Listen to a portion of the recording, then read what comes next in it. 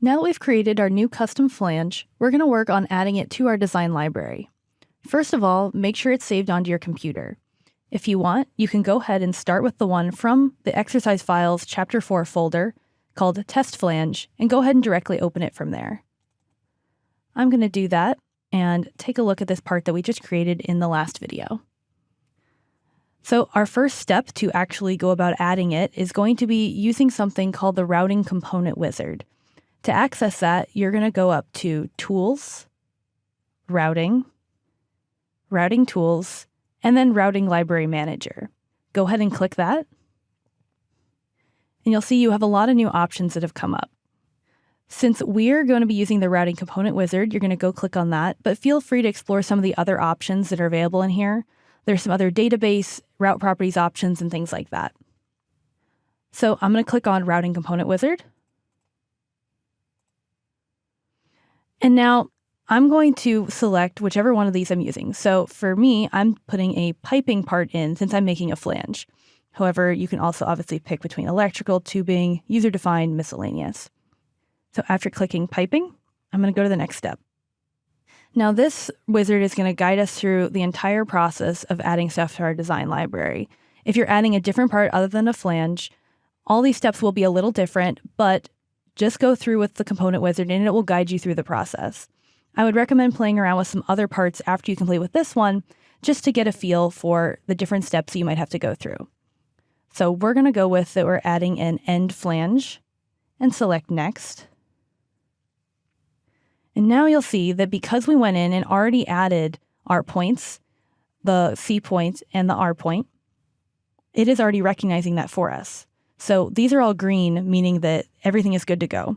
Green denotes geometry that is either required or optional that's present in the component, and blue is geometry that is optional but not yet there. So, for example, the R point for this one was actually optional. If we hadn't added that, this would be in blue telling you, this is okay, but if you want, you can go ahead in and add that now. But since this is all set, both those points are all good to go, I'm going to go ahead and click Next. Now you'll see that we've come to a couple optional geometry items. These are in blue, just like I mentioned before, because they're optional and not yet present. The two ones that we could add to our flange are the axis of rotation and the vertical axis. For practice, let's go ahead in and add an axis of rotation. I'm going to select Add here. And I'm going to say I want to add a new axis. This is going to actually go into our part, and we're going to do a little bit of editing. So it automatically brings up the ability to create an axis. I didn't have to go in and start anything myself, which is really convenient. So I'm going to create an axis straight through the center of this, since that's the axis of rotation of this flange. I'm going to select this outer face so that it'll create one right through those points. After picking that, I'm going to click my green check mark. And now you'll see the component wizard comes right back up for me. Now, just for practice, I'm going to say we're not going to add the vertical one here. I just want you to see that it's okay to go through the process so that you don't actually have to add everything in blue. I'm going to go ahead and click Next now. And now this is another optional mate reference. So this is the default end of our flange that will then mate two things. So I'm going to go ahead and click Add for this. And you'll see again, we go right back to our part. And I'm going to add this face of the part. Again, you can pick whatever you would like, whatever is most appropriate for your flange that you've designed. So after clicking that, I'm going to hit the check mark again. And again, our routing component wizard comes right back up for us. You could add additional mate references if you would like, again, not required. Now I'm going to go down to the bottom and select Next again. And now you'll see missing required items, none, because we've gone through all the needed steps, and then part modeling is complete.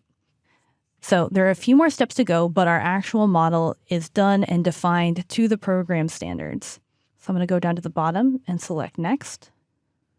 And now you'll see you have some options to add configuration properties. So as we've been talking about before, configurations are very important in routing.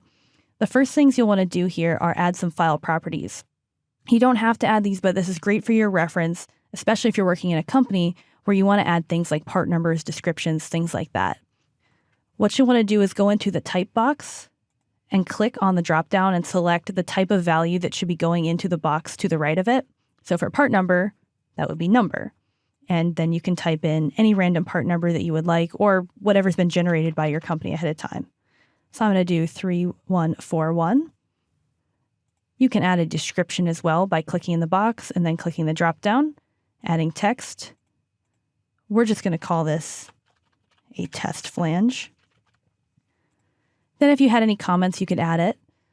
I'm going to add our material text and just say metal. Obviously, you can add whatever you would like here. Manufacturer, if you have a vendor that you're getting it from, again, text and then the vendor's name. You can also then go in and add any other additional categories you want. You can delete any of these that are unnecessary. It's completely up to you. Now, if you're going to be using isogen output to create some of your drawings or then work in isogen with these models afterwards, I definitely would recommend going ahead and adding this now, the S key description. So this is going to categorize specifically what type of flange you have created. So I'm going to go ahead and say flange male part, but obviously whatever you would like to test with, feel free to add that here, and whatever you think you're going to be using in isogen later on. And then the component type is already locked in as flange since that's what we selected at the beginning. I'm going to go ahead and click next now. Now here you can actually name your component. So if you wanted to call it something other than test flange, you are welcome to do that. And now you would define the library folder location. And for me, this is defined as my design library section. This is where we've actually been pulling our parts from over on the right side of our screen throughout all of our modeling. However, if you had a specific company-related library, you could also save them directly there. You can even save directly to your desktop, but then it won't be accessible in the same way that some of the other convenient parts have been. But I'm going to leave this as is for now. I'm going to go ahead and click Finish. Click Yes that I want to save. And save is now complete. And then you can say, do you wish to add this component to your piping and tubing database? I'm going to say yes, again, making it more accessible through SolidWorks. It just went in, imported the data into SolidWorks, and now you're all set to go. You can see it brings you back to the beginning page in case you wanted to go through and do an additional one now. It's very easy to do that.